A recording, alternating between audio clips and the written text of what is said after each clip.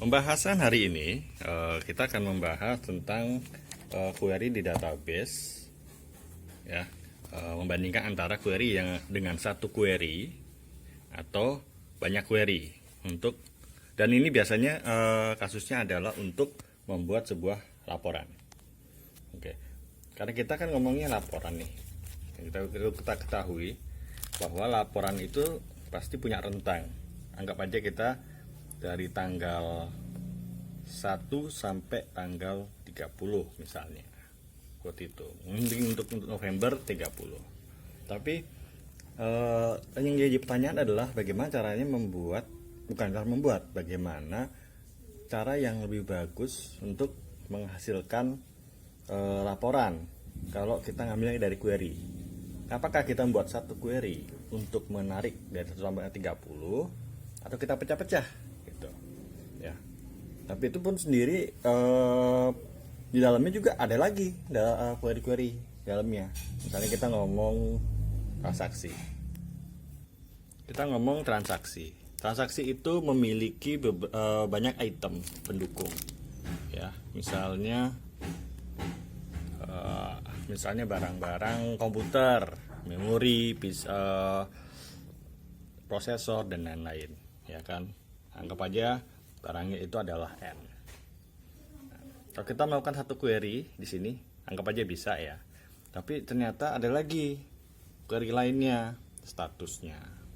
Dan itu ternyata diletakkan pada tabel berbeda. Pada dasarnya, kalau bisa dibilang bahwa kadang kita membuat sebuah laporan, ujungnya adalah kita jadi kayak menjalanin banyak query. Tapi apakah kita mau menjalankan ini semua query dalam satu query atau kita pecah-pecah? Misalnya kasusnya mungkin kita ngomong hari ya. Jadi mungkin hari pertama tanggal 1 query, tanggal kedua query dan seterusnya. Ya, sampai 30. Jadi ada 30 query dalam satu kali jalan atau satu query itu sudah mewakili semuanya. Nah, hari ini kita akan bahas masalah itu. Kita akan memulai dari satu query dulu. Jadi kalau kita menyalakan satu query, asumsinya bahwa ini adalah tanggal 1 sampai tanggal 30. Ya. Kita ambil keuntungannya dulu. Dengan satu query, jadi kita nggak usah memikirkan dalemannya, istilahnya, karena kita udah ada polanya gitu. Jadi istilahnya kalau misalnya kita ngomong kayak mau ngambil data dari tanggal 1 sampai tanggal 30, itu udah ada polanya, udah tinggal ganti aja kondisi-kondisinya dia istilahnya. Mungkin cuma 2 kondisi udah beres gitu lah istilahnya ya. Dan itu udah satu kali jalan dan kita tinggal tunggu prosesnya jalan. Tapi sebenarnya di MySQL, kita ngomong MySQL-nya ya, atau database-nya. Dia akan kerja paling keras di sini. Ini dia paling keras. Kenapa? Karena sebenarnya aslinya di dalam coding, kalau kita ngomong ya PHP dan MySQL ya, atau database. Ketika kita melakukan sebuah query yang sebenarnya rumit, itu yang kerja lama itu sebenarnya bukan di PHP-nya, tapi yang kerja lama itu di MySQL-nya. PHP-nya nunggu gitu. Jadi seolah-olah kayak PHP-nya itu lama banget kerjanya. Tapi sebenarnya enggak, dia itu lagi menunggu data dari MySQL. Kita juga kita bahas kan masalah proses database ya. Maksudnya database kan itu jalan ya. Dia kerja paling lama lah di database. Terus dia ngirim data, terus PHP nunggu lama, seolah-olah anggapannya adalah PHP-nya itu lama atau kerja keras banget. Padahal enggak, dia lagi nunggu database kerja selesai, terus baru giliran dia yang kerja. Nah, ketika sudah urusan dari database sudah selesai, PHP jalanin, kan dia ngirim data nih. Ya. Datanya itu sendiri banyak. Nah, di sini, ketika jumlah datanya besar, kita ngomong itu bukan jumlah data yang kilobyte lagi, mungkin megabyte, mungkin bisa jadi 100 mega. Tapi bayangkan 100 mega itu dikirim langsung ke PHP dan PHP untuk memprosesnya. Masalahnya belum tentu semua data yang diproses di query yang kita jalankan itu kepake semua. Mungkin kita cuma pakai sebagian, atau mungkin kita ada kayak penjumlahan yang ya mungkin diperlukan oleh PHP, tapi setelah itu nggak digunakan untuk di output gitu. Nah, jadi akhirnya ada istilahnya kayak nanti terjadi namanya bottleneck. Penggambarannya sebagai berikut. Jadi dari database dia akan ngirim data banyak sekali, tapi penampangnya, buat masuknya itu kecil sebenarnya. Jadi istilahnya dia nggak bisa langsung ngasih banyak gitu. Jadi akhirnya terjadi ya dari database ngirim ke sini, dia nunggu dulu sampai semua datanya terkirim. Setelah itu baru diproses oleh PHP. Dan terjadinya yang kita lihat adalah jadi kayaknya database-nya kerjanya lama, PHP-nya juga kerjanya lama gitu. Ya, akhirnya terjadi kedua-duanya ya kerja yang lama gitu. Akhirnya ya ini bisa jadi sebuah alasan saya butuh server yang lebih besar, lebih kuat dan lain-lain. Padahal ada proses lain yaitu keamanan dari PHP-nya atau dari Apache-nya adalah untuk menerima data. Jadi nggak serta-merta gini dari database ngasih 100 mega, terima 100 meganya langsung. Tapi dibatasi sehingga nggak terjadi namanya bottleneck atau mungkin nanti terjadi namanya DDoS gitu. Nah, ini yang akan jadi pedoman kita untuk kenapa kita juga harus memikirkan menggunakan banyak query untuk satu kali perintah. Nah, kita ngomong negatifnya dulu kalau yang ini. Kenapa kok kita ngomong negatifnya dulu? Karena ini kan sebenarnya kebalikan dari query yang satu.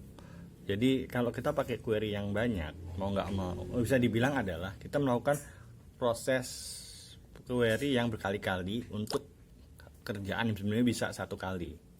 Tapi itu ada alasannya, karena kita berpikir masalah memori. Dan juga kita juga berpikir yang lain ya selain masalah query, juga masalah ini flow-nya gitu.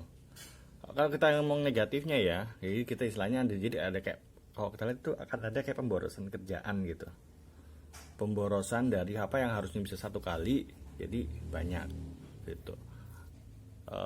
Terus ya yang kita harus ketahui juga sekarang kan sudah ada banyak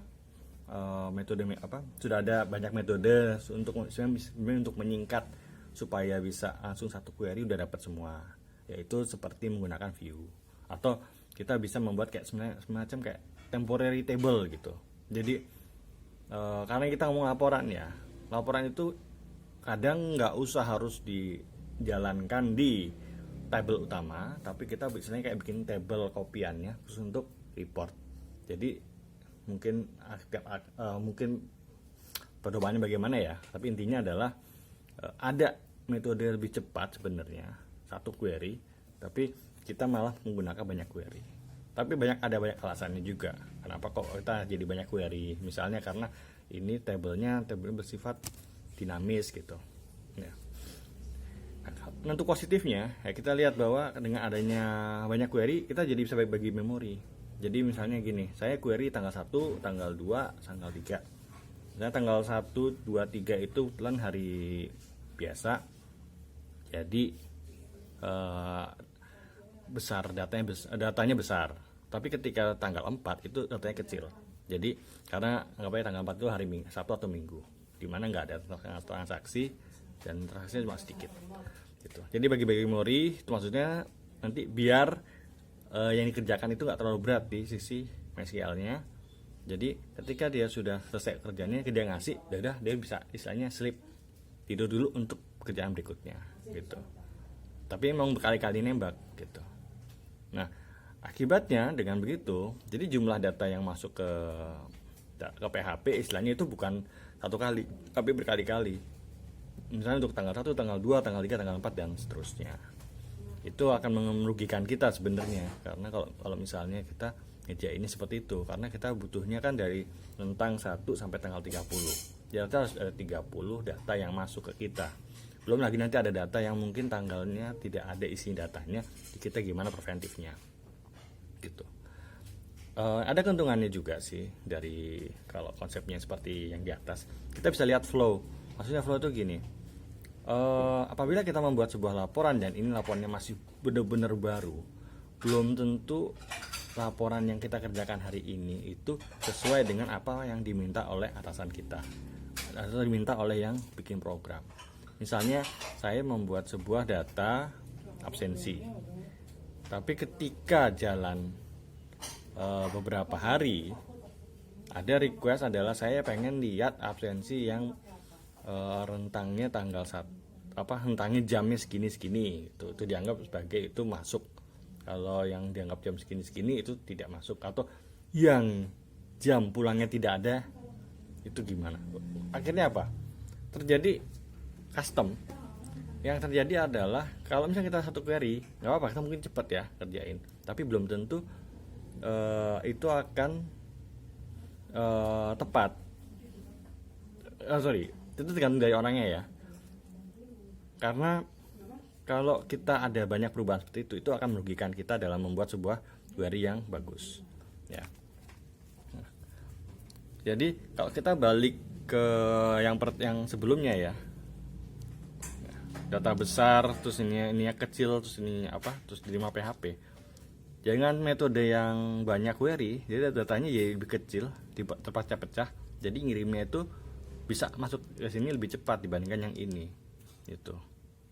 Tapi ada argumen bahwa kalau saya ngirimnya lebih besar, misalnya 10 mega sama 1 mega 10 kali, itu mana lebih cepat? Sebenarnya lebih cepat yang 10 mega ke sini, walaupun ini penampangnya lebih kecil.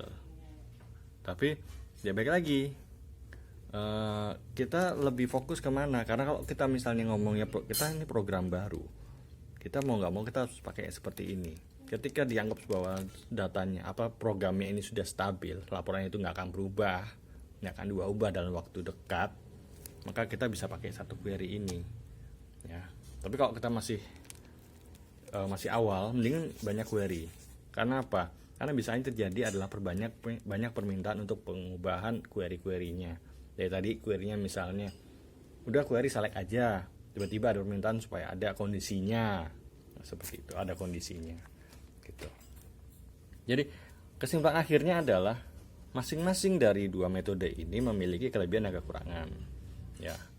Yang ini walaupun dibilang bahwa ini lebih gampang karena cuma satu query, tapi ini akan memiliki yang namanya subquery.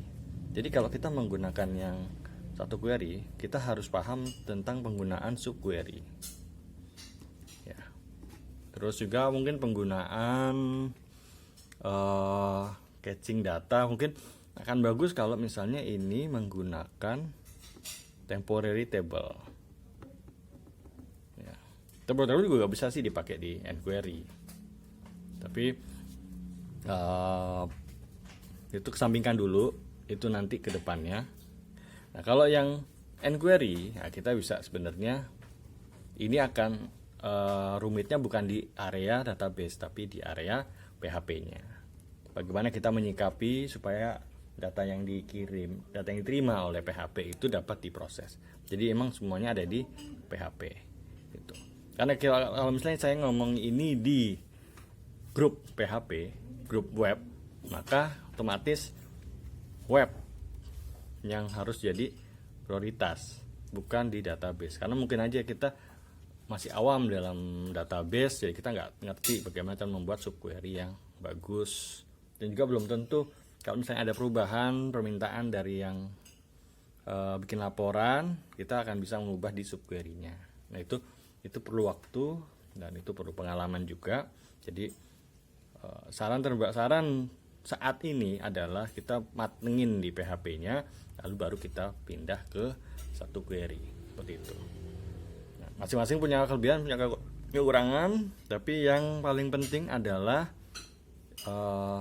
semua data itu dapat memiliki flow yang dapat dipahami.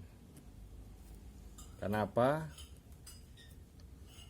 Karena kalau misalnya dapat dipahami, kamu bisa mengetahui bahwa data yang masuk itu memang valid atau tidak gitu. Bisa terjadi datanya yang masuk tidak valid. Kalau tidak valid ya kamu bisa mengetahui apa yang harus diperbaiki, seperti itu ya. Kalau misalnya cuma query aja, select aja, ditakutkan tanpa memahami kamu bisa terjadi ada kebolongan lah seperti itu. Oke, terima kasih yang sudah nonton. Nanti tunggu aja podcast saya berikutnya. Terima kasih.